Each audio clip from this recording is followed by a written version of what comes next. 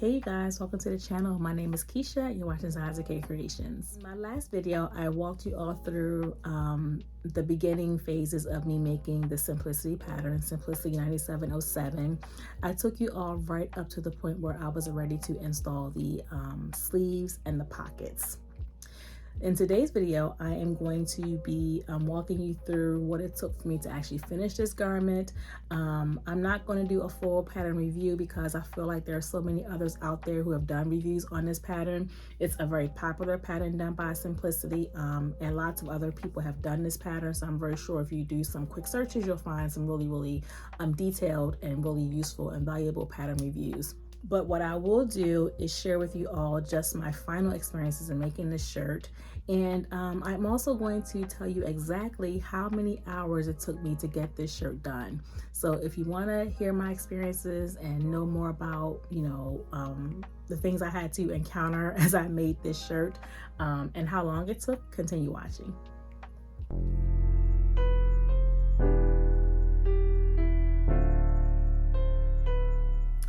Okay, so I actually have my notes here. That way I can stay on track and I can share with you guys everything I wanted to share about me making this particular shirt. Let me try to move my camera a little bit here. Okay. So just to recap, I did Simplicity 9707. I did View A, which is described as a tunic length version, and it has pockets on the inside, and I'll show you all those in a minute. It called for 3 yards of fabric, interfacing, 8 buttons, and 7 pattern pieces.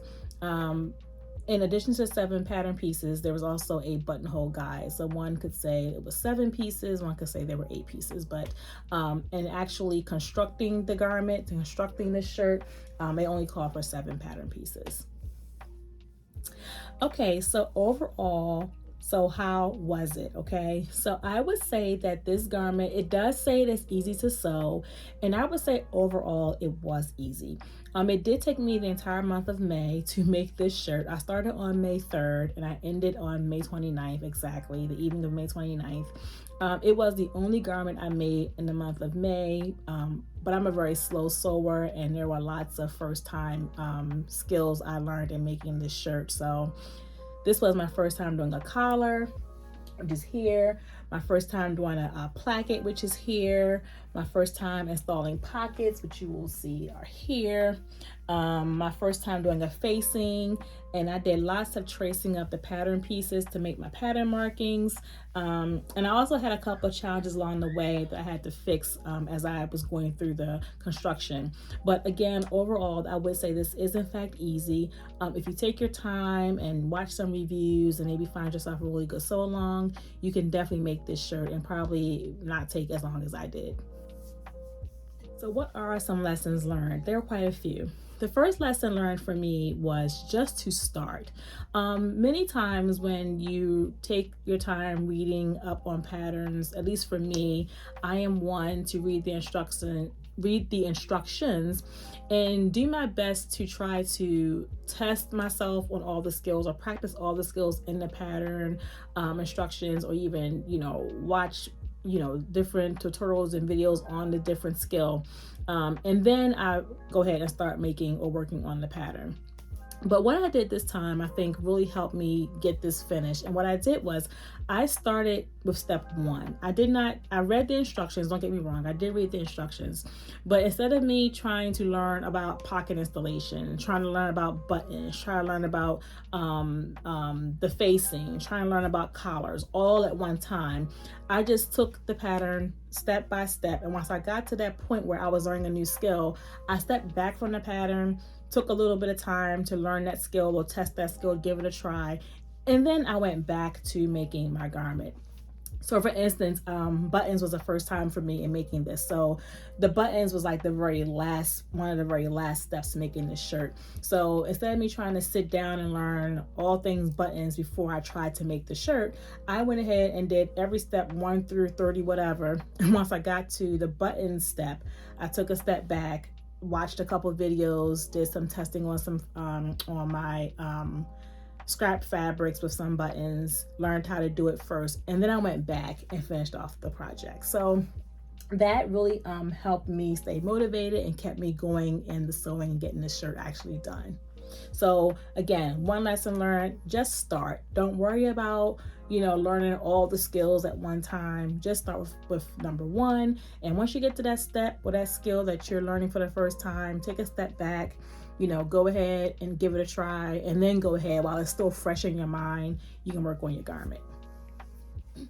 Okay, so second lesson learned, and I think this goes for any type of garment make.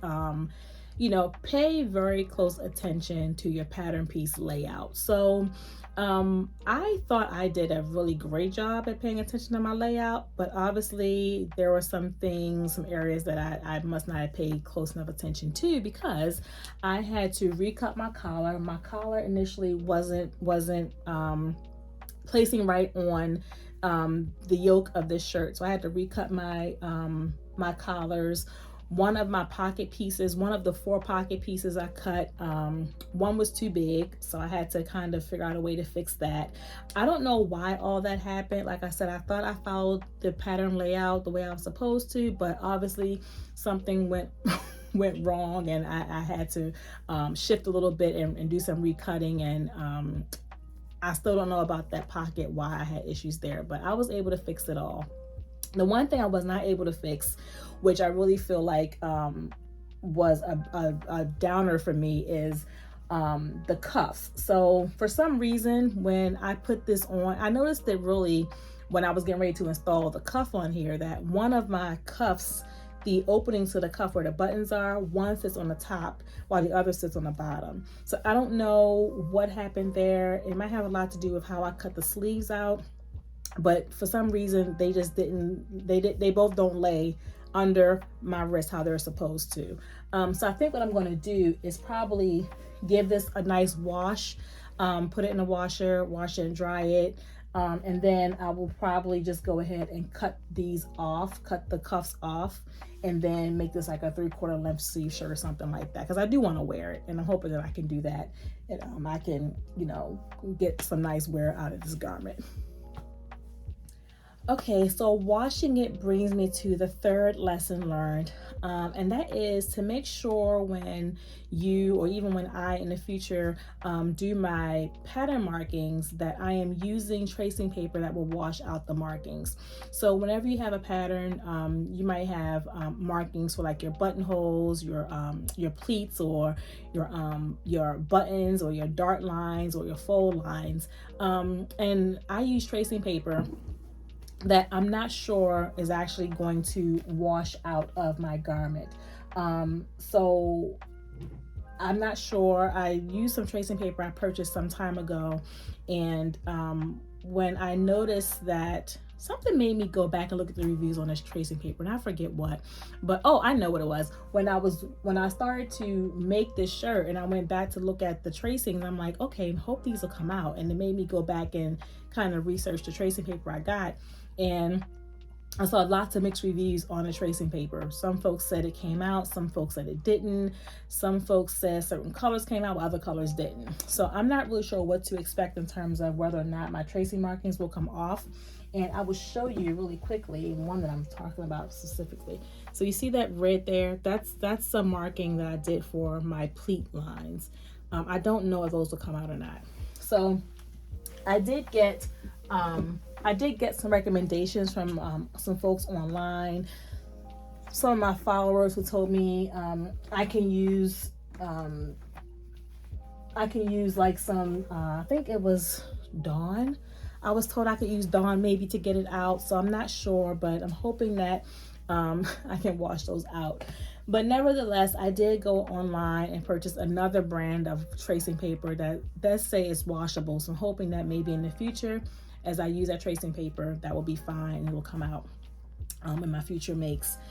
And then the other thing about this third lesson learned when it comes to my markings, and this really is for people who are like really slow in their sewing.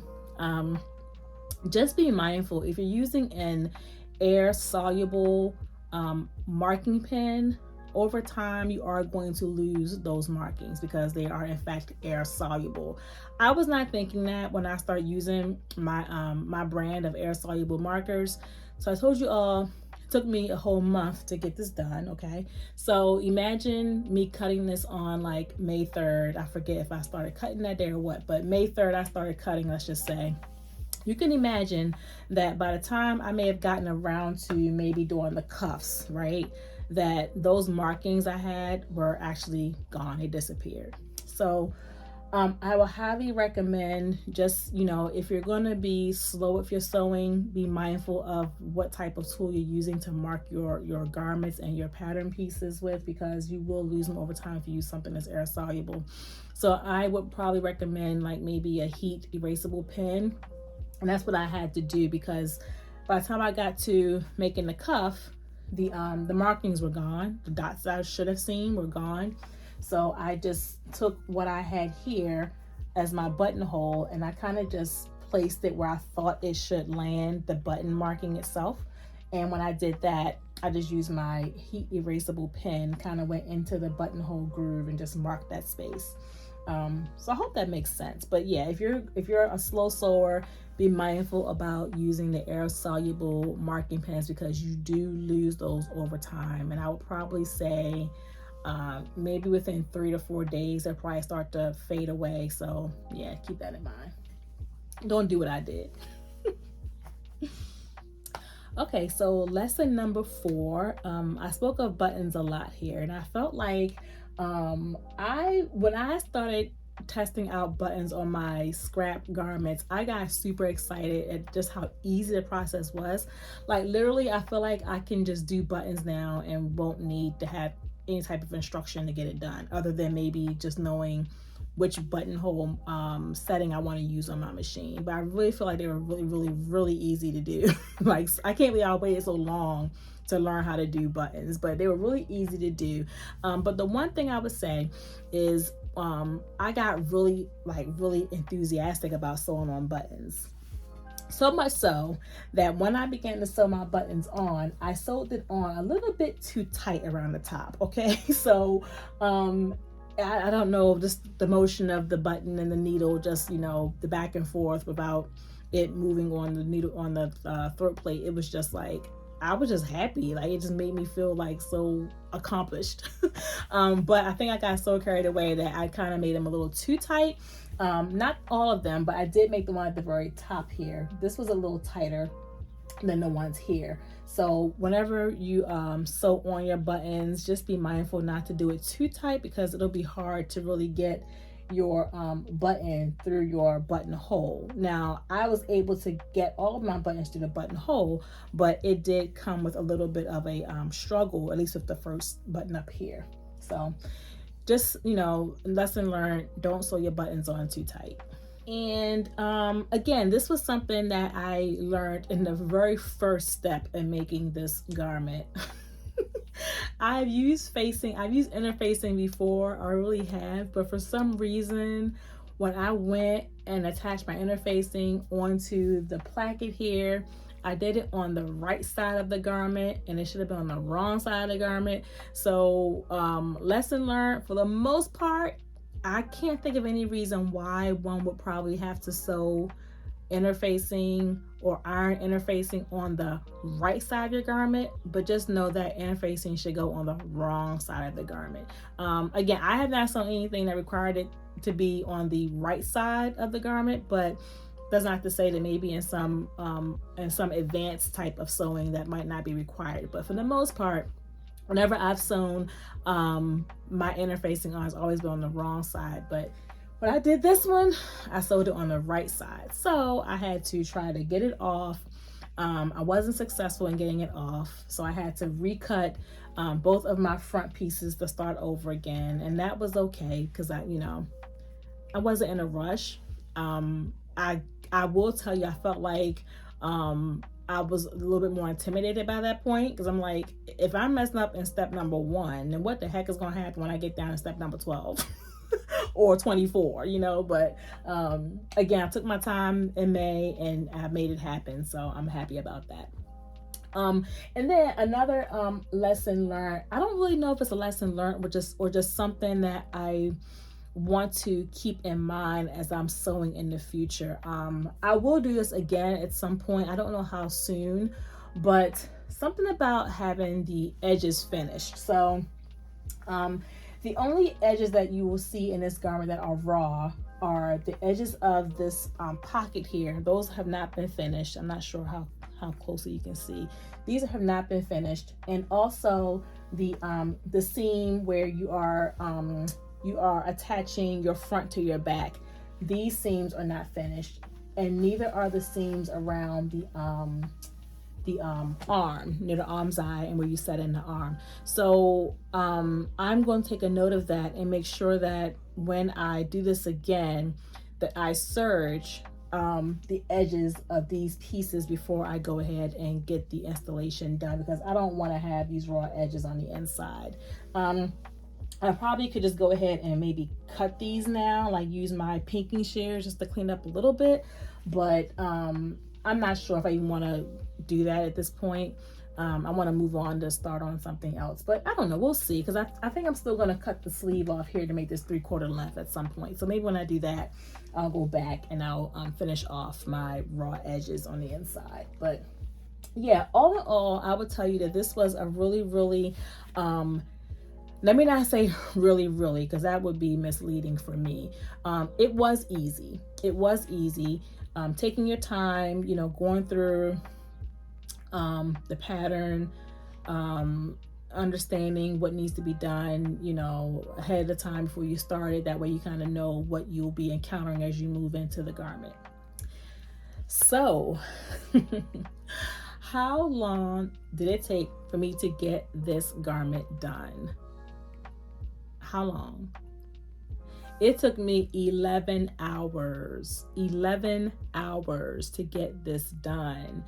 And that was mainly because of a few things. I told you all that there were lots of first times for me in making this, right? I had to do some recutting along the way, and I did factor in some recutting I had to do. I had to also factor in me watching some sew-alongs, doing lots of fast forwarding and rewinding of the sew-alongs. That's factored into my time as well. Yeah, but would I do this again? I certainly would. I really believe I would make this shirt again. I would just, make sure I remember all my lessons learned. Hopefully, it won't take me 11 hours, maybe more like 8 or 9, which I think is more of the average for this shirt I've been hearing around. So, but yeah, it took me 11 hours to get this shirt done. But really, 11 hours, though it sounds long and daunting, I don't feel like it took me forever. Maybe because I enjoyed the process, but for me, it just felt like, okay, it felt fun. It really felt fun. It felt, like I accomplished a lot, and I think I did with all of the first time things I did in making this shirt. But yeah, I would definitely do this again. I don't know how soon, but I would make it again for sure. So I want to thank you for watching my video, and if this is some content that you want to continue to see from me, please feel free to like this video and also subscribe to my channel. That way you are able to get all of my notifications, or get the notifications when I'm posting new content, and you can be a part of my community of people who are sharing the joy of sewing and making things, and we can learn from each other from our mistakes and our challenges, and also from our successes and our wins. So I want to thank you for watching my video, and until we come together again, God bless.